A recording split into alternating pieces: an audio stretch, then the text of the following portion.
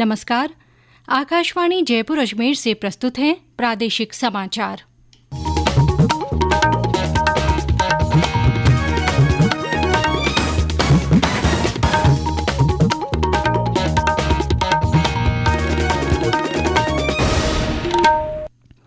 मुख्य समाचार।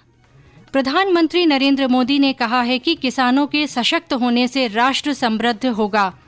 देश भर में प्राइवेट टीकाकरण केंद्रों पर 18 वर्ष से अधिक उम्र के लोगों को कोविड का एहतियाती टीका लगाया जा रहा है। राज्य में 1570 मिलियन क्यूबिक मीटर प्राकृतिक गैस का रिकॉर्ड उत्पादन। राज्य में कई जिले भीषण गर्मी और लू की चपेट में। मुख्यमंत्री अशोक गहलोत ने प्रदेशवासियों से सावधानी बरतने की अपील की। और रामनवमी का पर्व श्रद्धा और उल्लास के साथ मनाया जा रहा है।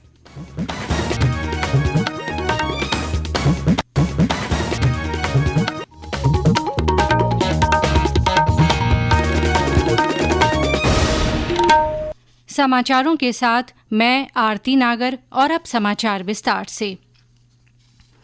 प्रधानमंत्री नरेंद्र मोदी ने कहा है कि प्रधानमंत्री किसान सम्मान निधि और कृषि से जुड़ी अन्य योजनाओं से देश के करोड़ों किसानों को नई ताकत मिल रही है। अपने ट्वीट संदेश में उन्होंने कहा कि देश को अपने किसानों पर गर्व है और जब किसान सशक्त होंगे तो देश और अधिक समृद्ध होगा। गौरतलब है कि अब तक 1,73,00,000 से अधिक किसानों ने राष्ट्रीय कृषि बाजार ई-नाम पर अपना पंजीकरण कराया है। वहीं कृषि संबंधित आधारभूत ढांचे के विकास के लिए कृषि इंफ्रास्ट्रक्चर फंड के माध्यम से 1 लाख करोड़ रुपए की ऋण सुविधा दी जा चुकी है। देश में अब तक 185 करोड़ 70 लाख से अधिक कोविड टीके लगाए जा चुके हैं। स्वास्थ्य मंत्रालय ने बताया है कि पिछले 24 घंटों में 14 लाख से ज्यादा टीके लगाए गए। वहीं 1054 लोगों में संक्रमण की पुष्टि हुई। कोविड से स्वस्थ होने की दर 98.76% है। देश भर में 18 वर्ष से अधिक आयु के लोगों को आज से कोविड टीके की सतर्कता डोज दी जा रही है। दूसरे टीके के 9 महीने बाद ये टीका दिया जा रहा है। इधर प्रदेश में भी एहतियाती डोज के लिए पंजीकरण का काम शुरू हो गया है।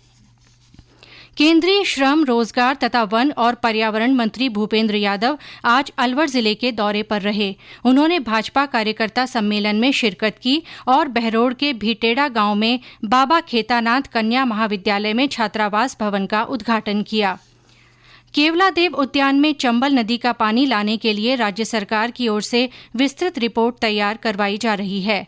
तकनीकी शिक्षा राज्य मंत्री डॉ. सुभाष गर्ग ने आज भरतपुर के केवलादेव राष्ट्रीय उद्यान में आयोजित संगोष्ठी में ये जानकारी दी। उन्होंने बताया कि इस योजना पर करीब 570 करोड़ रुपए खर्च होंगे। उधर उद्यान में आज सारस गणना शुरू की गई। इस दौरान उद्यान के कर्मचारी, गाइड, रिक्शा चालक और स्कूली बच्चों की अलग अलग टीमों को उद्यान के जलीय क्षेत्रों में सारस की गिनती के लिए भेजा गया। पाली जिले में पानी की किल्लत को दूर करने के लिए वाटर ट्रेन का पहला फेरा 15 अप्रैल को होगा। जोधपुर की भगत की कोठी से पाली के लिए रवाना होने वाली ट्रेन के हर वैगन में 50,000 लीटर पानी आएगा। एक फेरे में 20 लाख लीटर पानी पाली पहुंचेगा। पाली में भूजल विभाग के अधीक्षण अभियंता ने बताया, इसके लिए जलदाय विभाग ने तैयारियां शुरू कर दी हैं। उन्होंने बताया कि 30 अप्रैल तक वाटर ट्रेन के 2-2 फेरे होंगे। इसके बाद 1 मई से 31 जुलाई तक 4-4 फेरे होंगे। इसमें पाली शहर और नजदीकी गांवों में भी पानी सप्लाई होगा। इसके लिए प्रतिदिन कुल 80 लाख लीटर पानी सप्लाई होगा। राजस्थान उच्च न्यायालय और राज्य भर की निचली अदालतों का समय कल से बदल जाएगा। ग्रीष्मकालीन समय के अनुसार हाईकोर्ट का समय सुबह 8 बजे से दोपहर 1 बजे तक रहेगा। वहीं निचली अदालतों का समय सुबह 8 बजे से दोपहर 12:30 बजे तक रहेगा। ये बदलाव 26 जून तक जारी रहेगा। करौली में स्थिति शांतिपूर्ण और नियंत्रण में है। हमारे संवाददाता ने बताया कि पुलिस हालात पर नजर रखे हुए है। विगत दिनों करौली में हुए उपद्रव के बाद लगाया गया कर्फ्यू आज भी जारी है। इस दौरान प्रशासन द्वारा दोपहर 1 बजे तक सभी प्रकार के बाजारों को खोलने की छूट दी गई है। छूट के दौरान लोगों ने रोजमर्रा की जरूरतों का सामान खरीदा। बाजारों में पहले की तरह चहल पहल दिखाई दी। समूचे शहर में पुलिस बल तैनात है। जिले भर में केवलादेवी मेला क्षेत्र को छोड़कर संबंधित लगी हुई है। हिंडौन सिटी में भी रामनवमी के मौके पर पुलिस बल तैनात किया गया है। क्षेत्र में इंटरनेट सेवाएं अभी बंद है। पुलिस के अधिकारी स्थिति पर नजर बनाए हुए हैं। बाकी वैरी शर्मा, आकाशवाणी समाचार, करौली। प्रादेशिक समाचार बुलेटिन आप हमारे ट्विटर हैंडल @AIRnews_जयपुर पर फॉलो कर सकते हैं। समाचारों का ये बुलेटिन हमारे Facebook page all India radio news Jaipur और यूट्यूब पर राजस्थान AIR न्यूज़ पर उपलब्ध है। राज्य में प्राकृतिक गैस का रिकॉर्ड उत्पादन हुआ है। इसके साथ ही राजस्व अर्जन में भी नया कीर्तिमान बना है। खान विभाग में अतिरिक्त मुख्य सचिव डॉ सुबोध अग्रवाल ने बताया कि हाल ही में समाप्त हुए वित्त वर्ष में रिकॉर्ड 1570 मिलियन क्यूबिक मीटर प्राकृतिक गैस का उत्पादन हुआ, जिससे राज्य सरकार को 384 करोड़ रुपए से अधिक का राजस्व प्राप्त हुआ। श्री अग्रवाल ने बताया कि सबसे ज्यादा गैस का उत्पादन बाड़मेर के रागेश्वरी और आसपास के क्षेत्र में किया जा रहा है। इसके अलावा जैसलमेर के शाहगढ़ और तनोट डांडेवाला क्षेत्र में भी अच्छी मात्रा में गैस उत्पादन हो रहा है। उन्होंने बताया कि मनहेरा टिब्बा क्षेत्र में भी दोबारा गैस उत्पादन शुरू करने के लिए ONGC की ओर से नई इकाई लगाई जा रही है। रामनवमी का पर्व आज प्रदेश भर में श्रद्धा और उल्लास के साथ मनाया जा रहा है। ये पर्व भगवान राम के जन्म के उपलक्ष्य में मनाया जाता है। नवरात्र के समापन पर देवी मंदिरों में भी बड़ी संख्या में दर्शनार्थी पहुंच रहे हैं। सुबह से ही मंदिरों में श्रद्धालुओं का तांता लगा हुआ है। भजन कीर्तन और भंडारों के विशेष आयोजन किए जा रहे हैं। सीकर, चूरू, बूंदी, सवाई माधोपुर, धौलपुर, बारां, झालावाड़, जोधपुर और जयपुर सहित विभिन्न स्थानों पर शोभा यात्राएं निकाली जा रही हैं। झालावाड़ जिले के राता देवी धाम, अन्नपूर्णा और दूधा खेड़ी मंदिरों में 2 साल बाद नवरात्रि मेलों का आयोजन हुआ।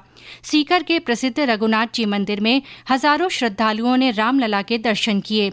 उधर बारां जिले के छबड़ा, गुगोर, रामगढ़, सोरनसन और नगरकोट में देवी मंदिरों में भी दर्शनार्थियों की भीड़ रही। सवाई माधोपुर में नवमी के अवसर पर शक्ति स्वरूपा देवी की पूजा अर्चना की गई। हमारे संवाददाता ने बताया कि लोगों ने श्रद्धापूर्वक कन्याओं को भोजन करवाया। मर्यादा पुरुषोत्तम भगवान राम का जन्मोत्सव रामनवमी सवाई माधोपुर जिले में भी पारंपरिक श्रद्धा भाव और पूरे उल्लास के साथ मनाया जा रहा है। इस अवसर पर मंदिरों में विशेष धार्मिक आयोजन किए जा रहे हैं। जिला मुख्यालय और गंगापुर सिटी सहित अनेक स्थानों पर पारंपरिक लवाजमे के साथ भव्य शोभा यात्राएं निकाली जा रही हैं। नवरात्र संपन्न होने पर शक्ति स्वरूपा माँ दुर्गा के स्वरूप 9 कन्याओं का पूजन कर उन्हें भोजन करवाया तथा उपहार आदि भेंट किए गए। घरों में देर रात्रि तक कुल देवी की पूजा अर्चना के आयोजन किए जाएंगे। अबूझ सावे के चलते विभिन्न स्थानों पर सामूहिक विवाह सम्मेलन और मांगलिक कार्यों की भी धूम है। सतीश वर्मा, आकाशवाणी समाचार, सवाई माधोपुर।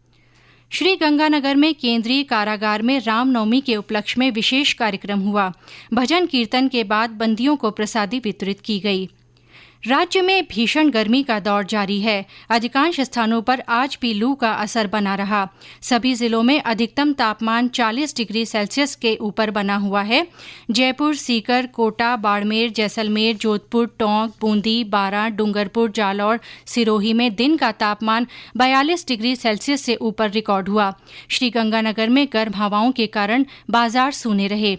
हमारे संवाददाता ने बताया कि तेज गर्मी के कारण लोगों की आवाजाही भी प्रभावित हो रही है। जिले में लगातार बढ़ रही गर्मी से लोगों का हाल बेहाल है। अप्रैल के महीने में जून जैसी गर्मी का एहसास लोगों को परेशान किए हुए है। दोपहर के समय तेज गर्मी और लू के थपेड़ों के कारण सड़कें सुनसान होने लगी हैं। लगातार बढ़ती तेज गर्मी और सूरज की तपिश के कारण लोग इससे बचने के लिए ठंडे पेय पदार्थ का सेवन करने लगे हैं। बेसहारा पशु भी पेड़ की छांव के नीचे झुंड बनाकर बैठने को मजबूर हैं। मौसम विभाग के अनुसार आने वाले कुछ दिनों तक और ऐसी ही गर्मी पड़ने की संभावना जताई है। जितेंद्र शर्मा, आकाशवाणी समाचार, श्रीगंगानगर। राजधानी जयपुर में भी गर्मी के तेवर तीखे बने हुए हैं। प्रदेश में फसलों की कटाई का दौर चल रहा है। ऐसे में तेज गर्मी के कारण किसानों को भी परेशानी का सामना करना पड़ रहा है। मौसम विभाग के अनुसार फिलहाल तेज गर्मी से राहत की संभावना नहीं है। जयपुर मौसम केंद्र के निदेशक राधेश्याम शर्मा ने बताया कि कल झुंझुनू, धौलपुर, करौली, सवाई माधोपुर, बारां, श्रीगंगानगर, हनुमानगढ़, बीकानेर और चूरू में भीषण लू चलने के आसार हैं। इस दौरान लोगों को घर में रहने की सलाह दी गई है। मुख्यमंत्री अशोक गहलोत ने भीषण गर्मी के प्रकोप को देखते हुए प्रदेशवासियों से सावधानी बरतने को कहा है। श्री गहलोत ने एक ट्वीट संदेश में लोगों से कहा कि गर्मी और लू से बचाव के उपाय करें। बारां और दौसा जिला आज अपना स्थापना दिवस मना रहा है। हमारे बारां संवाददाता ने बताया कि इस अवसर पर शोभा यात्रा निकाली गई और विभिन्न कार्यक्रम हो रहे हैं। बारां जिले का 31वां स्थापना दिवस बड़े हर्षोल्लास के साथ मनाया जा रहा है। इस अवसर पर जिला प्रशासन के द्वारा विभिन्न कार्यक्रमों का आयोजन किया जा रहा है। इसी श्रृंखला में सुबह प्यारेराम जी के मंदिर से एक भव्य शोभा यात्रा निकाली गई। शोभा यात्रा में राजस्थानी संस्कृति की झलक भी देखने को मिली। वहीं स्थानीय लोक कलाकारों के द्वारा मनमोहक प्रस्तुतियां भी दी गई। विदेशों में धूम मचाने वाले कजरी नृत्य की प्रस्तुति दी गई। वहीं अंता के लोक कलाकारों के द्वारा कच्ची घोड़ी नृत्य प्रस्तुत किया गया। शाहबाद के कलाकारों द्वारा सहरिया स्वांग भी प्रस्तुत किए गए। इस दौरान बैंड बाजों में राजस्थानी लोकगीतों की धुन गूंजती रही। वहीं शोभा यात्रा में महिलाओं की कलश यात्रा व विभिन्न सरकारी योजनाओं की झांकियां भी शामिल रही। लक्ष्मीचंद नागर, आकाशवाणी समाचार, बारां। उधर दौसा जिले में भी स्थापना दिवस के अवसर पर विभिन्न कार्यक्रमों के साथ कई प्रतियोगिताओं का भी आयोजन किया जा रहा है। रामनवमी के अवसर पर आज प्रदेश में कई स्थानों पर सामूहिक विवाह सम्मेलन आयोजित किए गए। मुख्यमंत्री अशोक गहलोत ने आज नागौर के चेनार में आयोजित सामूहिक विवाह समारोह में शामिल हुए और जनसभा को संबोधित किया। इस अवसर पर उन्होंने इसे अनावश्यक खर्चों पर लगाम लगाने वाली सराहनीय पहल बताया। वहीं अलवर में भी सामूहिक विवाह सम्मेलन हुआ। इसमें सामाजिक न्याय एवं अधिकारिता मंत्री टीकाराम जूली ने भी हिस्सा लिया। उधर टोंक जिले के बिचपुड़ी में भी आज सामूहिक विवाह सम्मेलन आयोजित हुआ। इसमें प्रदेश भर से आए 78 जोड़ों का विवाह हुआ। सम्मेलन में सांसद सुखबीर सिंह जौनापुरिया और भाजपा प्रदेश अध्यक्ष डॉ सतीश पूनिया शामिल हुए। झालावाड़ जिले में इन दिनों धनिये की फसल मंडी पहुंच रही है और किसानों को अच्छी दर मिल रही है। हालांकि इस बार धनिये की कम क्षेत्र में बुवाई हुई थी। किसानों को धनिये की फसल के भाव 15 से 20 हजार रुपए क्विंटल तक मिल रहे हैं।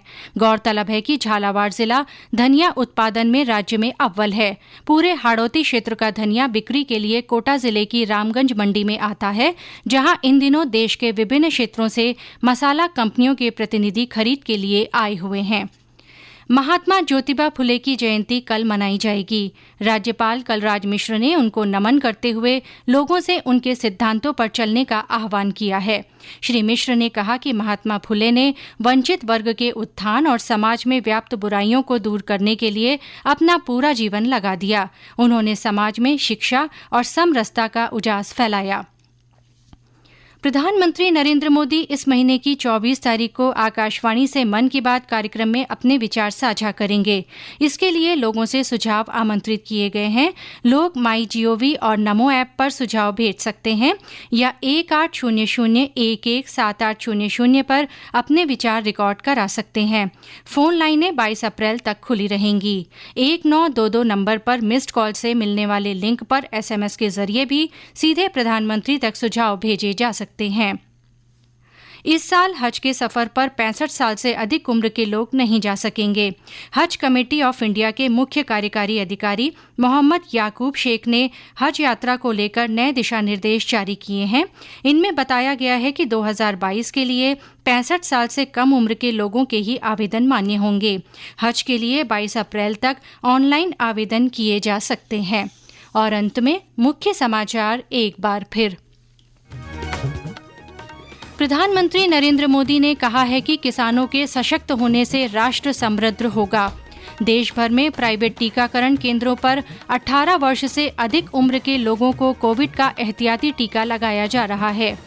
राज्य में 1570 मिलियन क्यूबिक मीटर प्राकृतिक गैस का रिकॉर्ड उत्पादन। राज्य में कई जिले भीषण गर्मी और लू की चपेट में। मुख्यमंत्री अशोक गहलोत ने प्रदेशवासियों से सावधानी बरतने की अपील की है। और रामनवमी का पर्व श्रद्धा और उल्लास के साथ मनाया जा रहा है। इसी के साथ प्रादेशिक समाचार बुलेटिन समाप्त हुआ। नमस्कार।